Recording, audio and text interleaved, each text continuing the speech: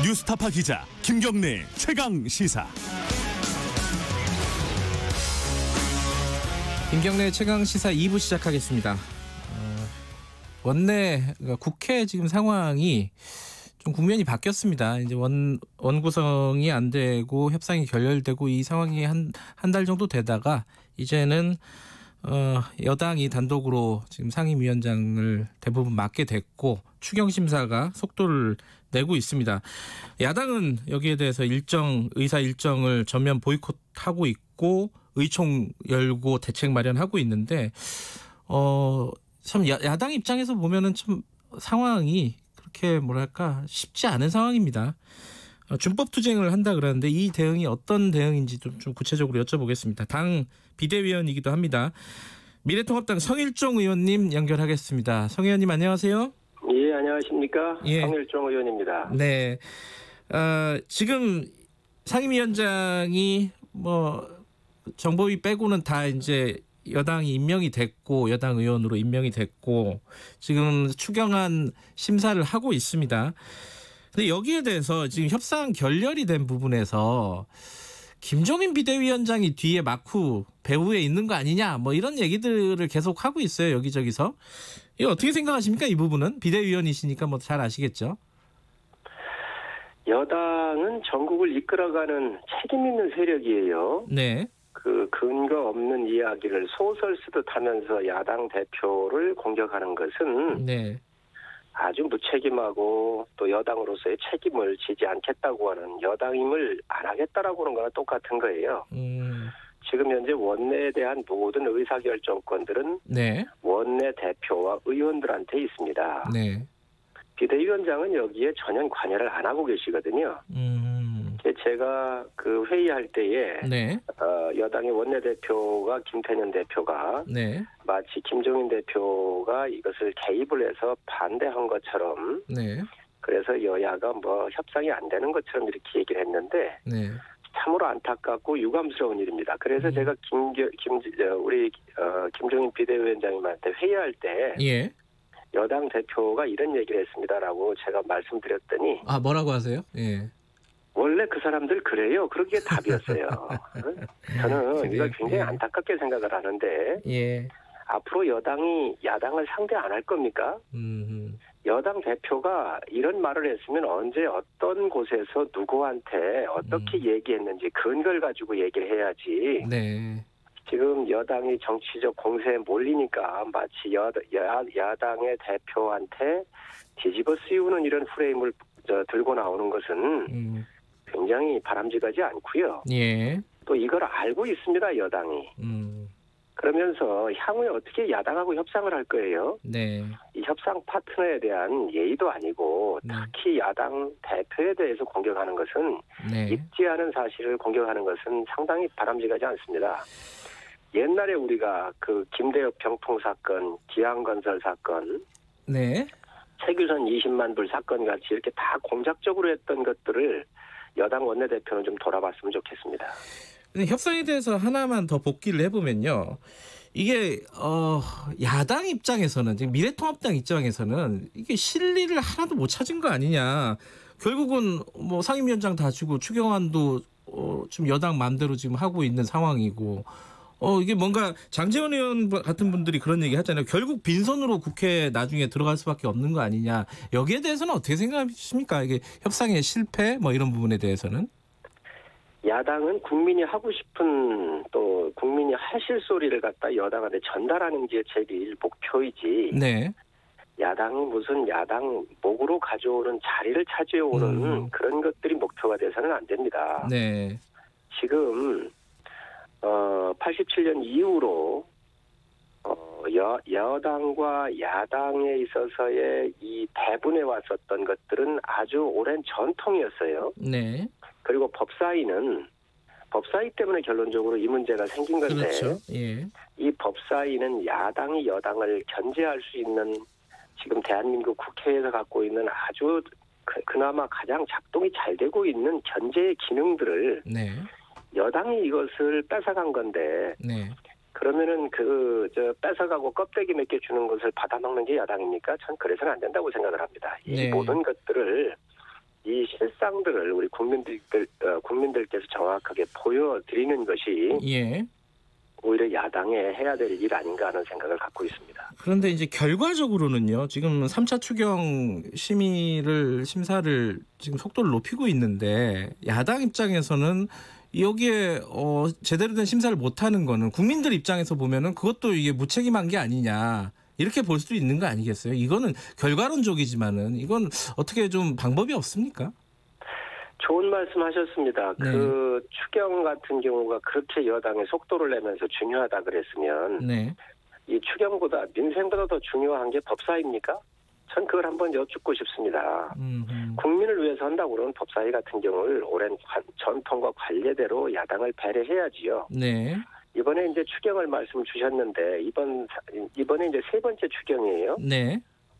1차 추경에서 193개 항목 중에서 지금 현재 130개가 67%도 돈을 못 썼습니다. 또 편성된 예산의 10%도 10% 이상 못 쓴 것이 사업이 26개나 있어요. 예. 26개나. 문체부에서 스포츠사로 활성화 사업 같은 경우는 이 집행률이 0.3%에 불과하거든요. 네. 또 이번 3차에서 추경도 9조 원 정도가 고용안정 사업에 투자를 하겠다 그랬는데 네. 요게 155만 명을 한테 9조 원을 쓰겠다 그랬거든요. 네. 지난달 실업자가 128만 명입니다. 실업자가 128만 명인데 어떻게 155만 명을 쓰겠다는 거예요. 지금 다 가짜 이익자리를 만들어서 통계 분식을 하겠다는 거거든요. 또 추경 얘기를 하셨으니까 좀만 더 말씀을 드리면 네. 5조 원에 이르는 한국판 뉴딜을 하겠다 그랬어요. 그린 뉴딜을. 예. 여기에 뜯어보면 태양광 산업 이런 것들 하는 거예요. 이런 것들이 뉴딜이 될 수 있습니까? 정작 필요한 소상공인들 지원하는 것 같은 경우는 직접 지원 없이 네. 금융 지원만 간접 지원하는데 빚에 빚을 더하게 하는 건데 네. 정말로 이러한 문제점들을 많이 갖고 있습니다. 그래서 저희가 지금 현재 당에서 네. 이러한 문제점을 정책위에서 하나하나 해가지고 다 언론에 브리핑을 하면서 예. 사실 국민 여러분한테 알려드리고 있고요. 예. 이게 문제가 있다고 하는 것을 예결위는 현재 안 하고 있지만 예. 충분하게 국민한테 또 언론한테 알려서 이 부분에 대해서는 감시의 역할을 하고 있다는 말씀을 드립니다.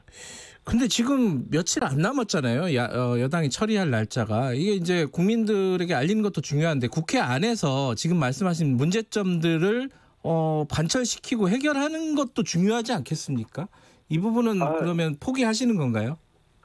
그러면요. 지금 예. 말씀하신 대로 중요하지요. 네. 그래서 저희가 정부한테도 얘기를 하고 있고 네. 또 국민들한테 직접 호소하고 있습니다. 그래서 저희 정책위장께서 네. 이 추경이 35조 원 정도 쓰는데 또 여당 스스로 이렇게 해가지고 정의당도 퇴장하면서 네. 3조 원가량을 올려가지고 38조 원 정도가 된 것 같아요. 증액이. 네. 이러한 문제에 대해서 그러면 우리가 아주 심도 있게 기간을 좀 충분히 갖고 하자 그러니까 그것도 여당이 거부를 했습니다. 그렇게 하면 우리가 들어가겠다. 들어갈 테니 이거 요식행위로 방맹이 두드려서는 안 된다. 그러니 기간을 충분히 가지고 그러면 네. 우리가 검토할 수 있도록 해보자 그러니까 그것도 여당이 거부를 했습니다. 있을 수 없는 일들이 지금 국회에서 벌어지고 있고요. 네. 지금 여당이 힘으로 이렇게 밀어붙이고 그 다수의 횡포를 저는 부리고 있다고 생각을 합니다. 11일까지 시한 연장할 경우에 예결위에 참여하겠다 이렇게 얘기한 건 그 날짜는 특정하지 않았다고 이제 나중에 이제 말씀을 바꾸시긴 했지만은 미래통합당에서 어쨌든 연장을 하면은 예결위에 들어갈 수 있다 이런 말씀이신 거죠 지금 상황은? 야당이 국정 파트너라고 하면서 자꾸 들어올 수 있도록 네. 심도 있는 이런 논의를 할 수 있도록 예. 여유를 주고 네. 그리고 그 시간적 그 여유 속에서 네. 세세한 항목들 하나씩 봐야지요. 네. 1차 추경, 2차 추경에서 쓰지도 못한 돈이 지금 산더미처럼 쌓여 있는데 네. 그 돈 쓰지도 않으면서 이거를 달라고 하는 게 말이 됩니까? 그러면 저희는 안 주겠다는 게 아니에요. 추경을 하지 말자는 게 아니에요. 예. 하는데 우리가 좀 더 세밀하게 보고 네네. 돈이 꼭 필요한 곳에 흘러갈 수 있도록 이걸 좀 조정하려면 예. 충분한 시간이 필요하다는 것이죠. 아마 어떻게 한두 시간 만에 그 여당이 모여가지고 정부 예산을 그냥 방맹이 두드리고 맙니까? 저는 참 문제가 많다고 생각합니다. 근데 이게 추경이라는 게 이제 뭐 인식하기로는 보통 생각하기로는 약간 응급 상황에 대한 대처잖아요. 그래가지고 이제 속도가 중요하다. 그렇기 때문에 야당도 협조해 달라. 이게 이제 뭐 정부와 여당의 입장 아니겠습니까? 그러니까 지금까지 1, 2차를 하면서 야당이 협조 안 한 적이 있습니까? 다 했습니다. 네. 오히려 지금 산업은행법 같은 경우는 우리 7대 기간 산업에 대해서 네. 코로나로서 기업들이 위기를 겪기 때문에 40조 플러스 알파를 써야 된다는 거예요. 네. 이틀 만에 법안을 통과시켜서 네. 정말 빨리 처리를 해줬습니다. 이게 네. 야당입니다. 그런데 그러한 선례도 있고 다 한데 우리가 서두르지 않나요? 충분히 서두르고 있습니다. 그런데 이 서두르는 게 능사가 아니잖아요. 돈이 네. 꼭 가야 될 곳에 가도록 해주는 것이 야당의 일이고 또 여당도 그걸 응해야 합니다. 그런데 자기들이 하고 싶은 것만 하려고 하는 거예요. 예. 일자리였는데 아까도 말씀드렸지만 155만 명을 9조 원을 가지고 일자리를 만들겠다 그러는데 지난달 그 실업자가 128명인데 그럼 나머지 여기에 있는 한 30만 명을 어떻게 만들어낼 거예요. 이렇게 짜놓고 지금 야당 보고 와가지고 며칠까지 하니까 하루 이틀 남았는데 무조건 들어와라? 이것은 국민에 대한 예의가 아니라고 생각을 합니다. 지금 미래통합당이 의총에서 대책을 논의하셨는데 준법 투쟁을 한다는 거예요. 그 장외 투쟁은 지양을 하고 준법 투쟁이 정확하게 뭐예요? 그 헌법재판소에 권한쟁의 심판 청구하고 뭐 이런 내용을 말씀하시는 건가요? 지금 현재 72년 만에 있을 수 없는 강제 배정이라는 게 이루어졌지요. 네. 국민들께서 이 방송을 듣고 계시니까 네. 제가 전쟁을 지휘하는 장수예요. 네. 또 상대의 전쟁을 지휘하는 장수가 있을 거 아닙니까? 네.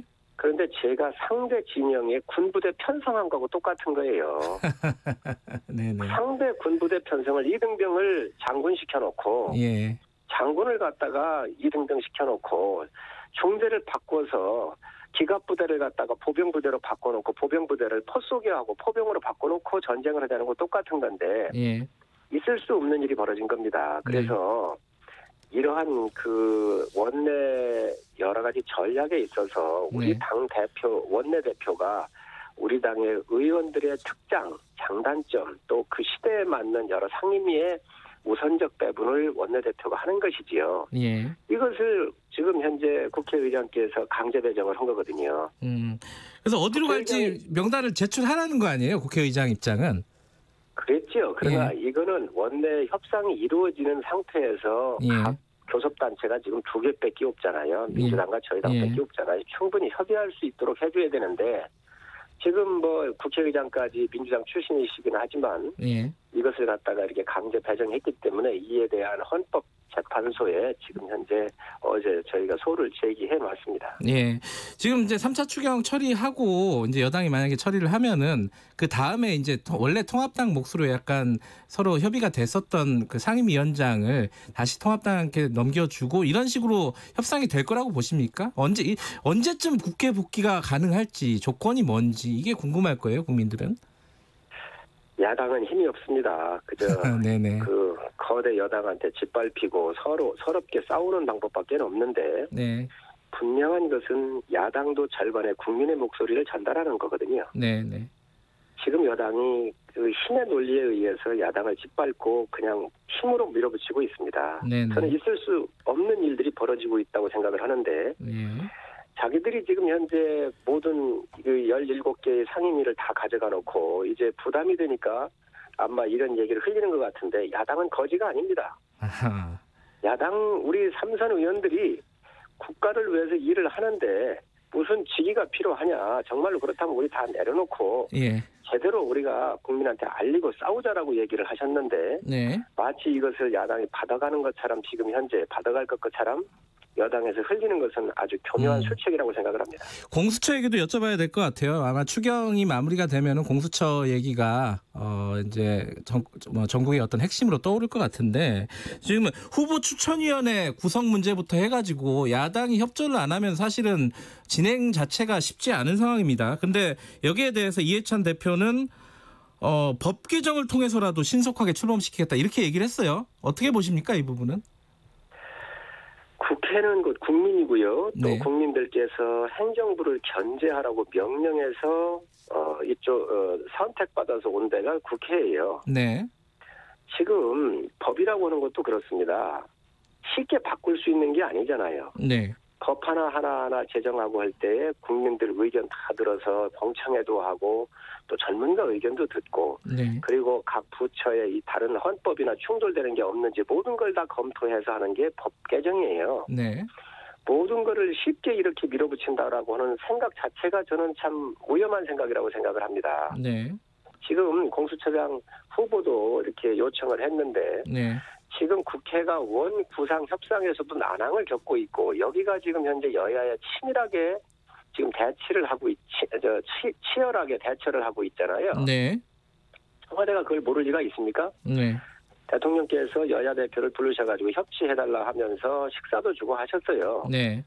그러면 이 법사위 때문에 이렇게 싸우고 있었을 때 이 조정을 아마 전 대통령께서 관여를 해주셨으면 전 개인적 네. 바람을 가지고 있는데 해주셨으면 네. 하고 이런 것도 안 해주셨는 상태에서 지금 여야가 이 국회 때문에 문제가 있는데 여기에다가 또다시 공수처를 빨리 해달라고 공문을 보낸다고 하는 것은 저는 야당과 국회에 대한 무시라고 생각을 합니다. 있을 수 없는 일이고요. 예. 저는 이런 부분들에 대해서 여당이 네. 좀 책임 있게 좀 제대로 좀 했으면 좋겠다는 생각을 갖고 어쨌든 있습니다. 후보 추천이 구성 관련해 갖고는 지금은 협조할 수 있는 상황이 아니다 이런 말씀이신 거죠? 명확하게. 그리고 또 저희가 이 공수처법은 여러 가지 헌법적 가치와 충돌하는 것도 많이 있습니다. 그래서 저희가 제소를 해놔 있기 때문에 네. 그 결과가 나오는 대로 좀 보고 해야지요. 야당도 국민의 뜻을 받들어서 헌법 소원한 건 아닌가요? 예. 그러니까 그거가 결과가 나오는 걸 좀 보고 저희가 대처하도록 그렇게 하겠습니다. 자, 마지막으로 짧게 요거 검찰 얘기 하나만 여쭤볼게요. 지금 뭐 중앙지검하고 대검하고 싸우고 있고 검찰하고 법무부하고 싸우고 있고 뭐 윤석열 총장, 추미애 법무부 장관 계속 뭐 이 갈등 국면이 이제 봉합이 안 되고 있습니다. 이 상황 어떻게 보고 계세요? 핵심이 뭐라고 보십니까, 이 상황에? 저희도 윤석열 총장이 뭐 적폐청산을 한다 그러면서 과거 정부에 대해서 많은 그런 수사를 할 때 상당히 편향되어 있는 사람이라고는 생각을 가지고 있었습니다. 네. 그런데 또 새로운 정부가 들어서고 이 정부가 3년여를 지나면서 여러 가지 부정과 비리 사건이 많이 나오니까 또 윤석열 총장께서 살아있는 권력에 대해서도 손을 대는 것 같아요. 예. 또 이 부분에 대해서 지금 현재 대통령께서도 임명장을 주시면서 살아있는 권력에 대해서 손을 수사도 하라 이렇게 얘기를 하셨잖아요. 정말로 검찰이 제대로 일을 하니까 지금 여러 대형 사건들이 치명적 대형 사건들이 여당한테는 아마 아플 거라고 생각을 하는데 이러한 부분들에 대해서 상당히 두려워하는 것 같아요. 그래서 지금 사상 초유의 검찰총장도 장관급입니다. 법무부 장관이 검찰총장을 공격을 하고 또 중앙지검장이 검찰총장한테 들이받고 하는 또 여당 의원들까지 총체적으로 나서서 마치 군사훈련하듯이 군사작전하듯이 이렇게 총장을 찍어내기 위해서 모든 여권이 함께 일사불란하게 움직이는 그런 모습을 보이고 있는데 참 안타깝게 생각을 합니다. 그 윤석열 총장이 대선 주자 선호도 조사에서 3위가 됐습니다. 10%대가 됐는데 이거 어떻게 생각하십니까? 가능한 일이라고 보세요? 의원님께서는? 저는 지금 윤석열 총장을 정치적 편향성을 갖고 대선 주자다. 또 뭐 지지율이 많이 나온다. 이런 것을 거론할 때가 아니라고 생각을 합니다. 네네. 지금 현재는 검찰 일을 똑바로 할 수 있도록 이 일을 할 수 있도록 그 국민들이 좀 이렇게 힘을 좀 모아주시고 또 일하게 놔둬야지. 지금 여론조사기관이나 언론기관에서 자꾸 대선 주자에 집어넣어서 지금 현재 윤석열에 대해서 흔드는 것은 전 바람직하지 않다고 생각을 하고요.